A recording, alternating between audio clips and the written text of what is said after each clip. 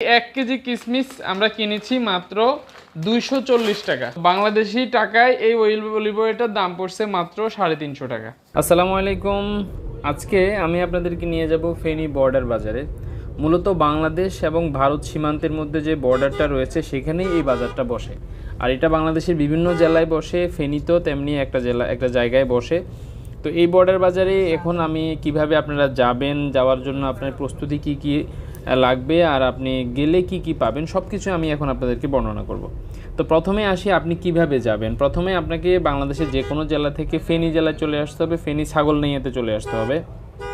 তারপরে আগের দিন আপনাকে আসতে হবে, কারণ সেখানে এসে আপনাকে যেতে হবে ফেনী উপজেলা পরিষদে, কারণ উপজেলা পরিষদ থেকে আপনাকে বোর্ডিং পাসটা নিতে হবে। তো বোর্ডিং পাসটা নেওয়ার পরে 50 টাকা টিকিট নেবে। দেন আপনাকে পরের দিন সকালবেলা, অর্থাৎ আপনার প্রতি মঙ্গলবারে যেহেতু বসে, সেহেতু আপনাকে সোমবারে চলে যেতে হবে ফেনী উপজেলাতে। সেখান থেকে বোর্ডিং পাসটা নিয়ে আপনাকে চলে যেতে হবে পরের দিন সকালবেলা বর্ডার বাজারে। তো আমরাও প্রথম অবস্থায় আমরা না জেনেই চলে গেছিলাম। তারপরে আবার ব্যাক করে আমাদের পরিচিত একজন ছিল, তার মাধ্যমে আমরা টিকিট সংগ্রহ করেছি, অর্থাৎ বোর্ডিং পাসটা আমরা সংগ্রহ করেছি। তো করার পরে আমরা তারপরে অনেকক্ষণ অপেক্ষা করার পরে তারপরে আমরা ঢুকতে পেরেছি। এই যে দেখুন, আমাদের পাস দেওয়া হয়েছে, আমাদের পরিচিত একজন ছিল সেখান থেকে। তো আপনারা কী নিতে পারবেন সেটা একটু আপনাদের বলে দিচ্ছি। হরলিক্স 2টি, চা পাতা 2 কেজি, বিস্কুট 6 প্যাকেট, চাল 5 কেজি। মোট কথা এরকম একটা তালিকা সেখানে দেয়া আছে, এটা আপনারা প্রথমে দেখে নেবেন। এই যে দেখুন, এখানে যেই আপনারা মাঝখানে অংশটা দেখছেন, এটা হলো সীমান্ত। মূলত এর এক পাশে হলো বাংলাদেশ, এই পাশটা হলো বাংলাদেশ এবং এর অপর পাশটা হলো ভারত। অর্থাৎ ভারত এবং বাংলাদেশের দুই পাশে যে সীমানা রয়েছে তার মাঝখানে এটা বসা।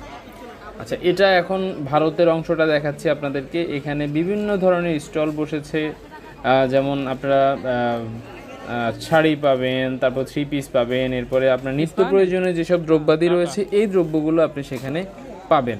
আরেকটা বিষয় হলো, ওটা কিন্তু আপনি ইন্ডিয়ান রেটে পাবেন। ইন্ডিয়াতে যেই দামে এটা বিক্রি করে সেই দামে আপনি পাবেন। বাট মজার বিষয় হলো, ইন্ডিয়ার দামটাই বাংলাদেশের সাথে যদি আপনি কম্পেয়ার করেন সেটা কিন্তু কম। যেমন এই হরলিক্সটা ইন্ডিয়াতে যদি সেটা হয় মনে করেন না 500 টাকা সাপোজ, বাংলাদেশে হয়তো সেটা এই হরলিক্সটাই আপনি পাবেন হয়তো বা 800 বা 900 টাকা। এই যে ডাব সাবান আমি নিয়েছি, এই ডাব সাবান 3টি ডাব সাবান এখানে আছে মাত্র 200 টাকা। অথচ এগুলোর কিন্তু বাংলাদেশি প্রাইস অনেক বেশি। এটা ইন্ডিয়ান প্রাইজেই বাংলাদেশি টাকা যখন কনভার্ট করে যখন সেটা 200 টাকায় হয়। আমরা অনেকগুলো প্রোডাক্ট নিয়েছি, যেমন এখানে আছে আপনার আরও কিছু সাবান প্যাকেজ আকারে পাবেন আপনি।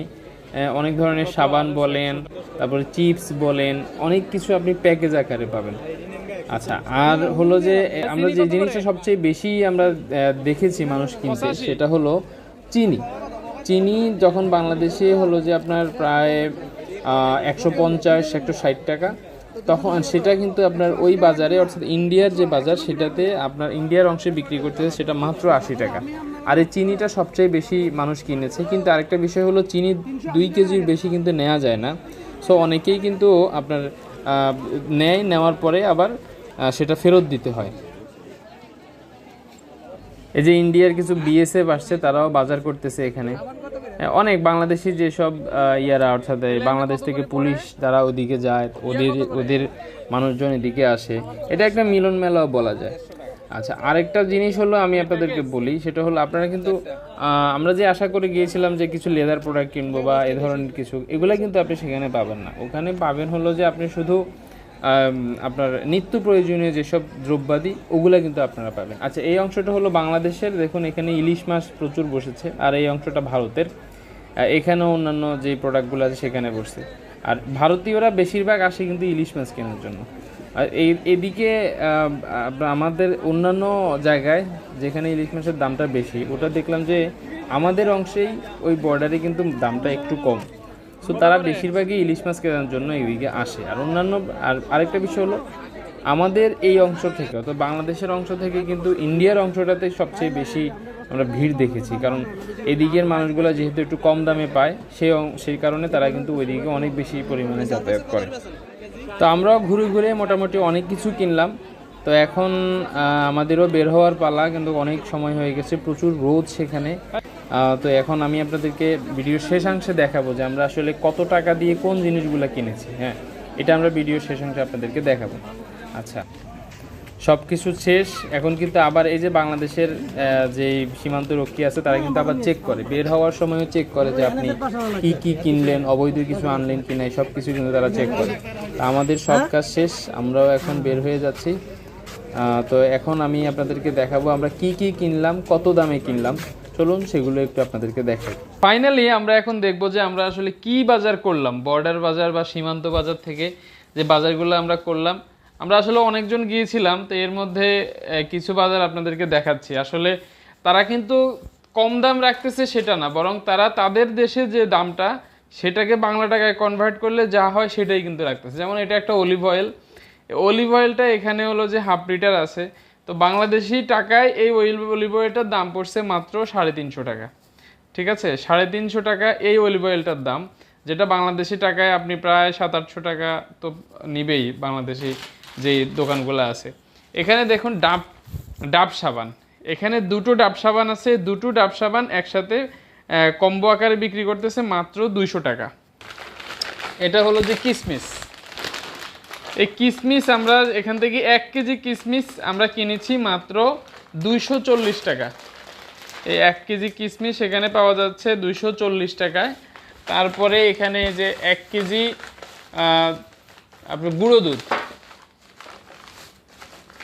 এই 1 কেজি গুঁড়ো দুধ আমাদের থেকে নিয়েছে 550 টাকা, যেটা আমাদের দেশে বাংলাদেশে 1 কেজি গুঁড়ো দুধ আপনি কিনতে গেলে প্রায় 700 থেকে 800 টাকা যাবে, সেখানে এটা নিচ্ছে মাত্র 550 টাকা।